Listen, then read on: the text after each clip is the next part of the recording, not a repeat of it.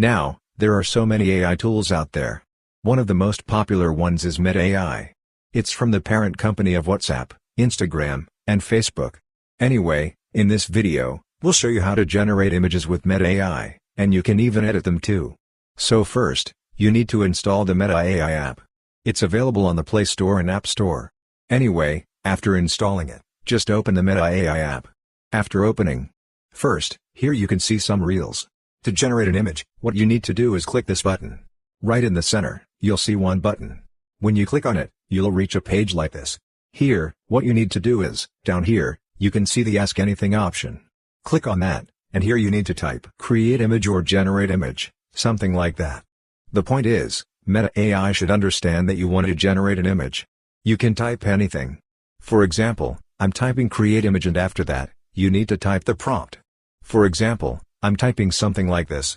After that, here you can see the Send button. Click on that Send button. When you click it, Meta AI will generate one image for you. And one thing is, here you can see the prompt I gave as a very short prompt. But when you're giving a prompt, it should be a little longer. If you give maximum details, you'll get the result you actually had in mind.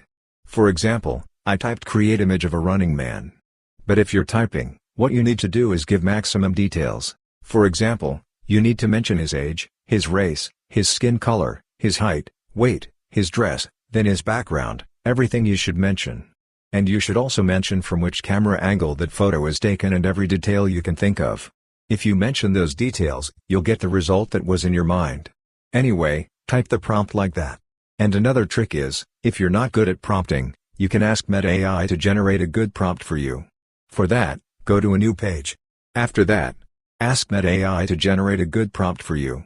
And the better way to do that is, first you should assign one role to Meta AI, then you should tell what you want, and then you should give context. For example, in this case, we want a good prompt. So I'm telling Meta AI that, you are a prompt engineer with 5 years of experience. So that's the role. Then I'm telling what I want. I want a good prompt to generate an image. So that's what I want.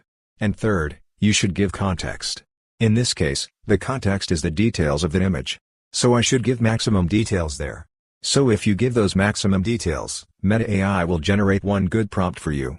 After that, you can copy that prompt and paste it on a new page. And from there, Meta AI will generate good images for you, so that way also you can give a good prompt. And now this image is generated, and here you can see 4 images. Normally, one prompt generates 4 images. If you didn't like any of these, you can regenerate them. Here you can see a button like this. Click on that button. When you click it, those images will be regenerated and you'll get new ones. Here, you can see new images. From these, select an image. For example, I'm selecting this image. And if you want to see the prompt, here you can see prompt and you can view it from here. And if you want to add more details, you can do that from here. And if you want to edit this, you can do that too. For that, here you can see the edit button. Click on this edit.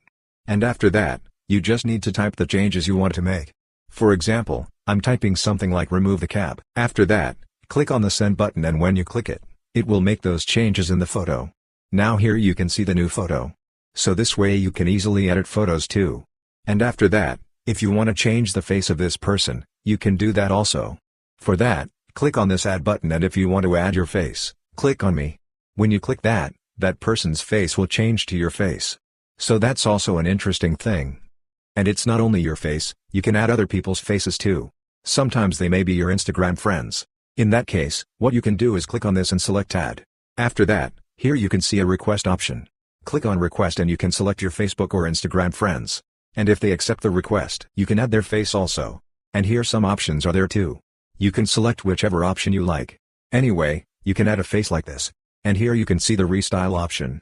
Click on that and you can change the style from here. If you want anime style, you can click on that and an anime style will be generated of this photo. And so many styles are there. From these, you can select whichever you like. And here you can see the lip sync option. When you click on this, here you can see so many songs and some voiceovers. And if you select one, it will generate a video like this person is singing that song.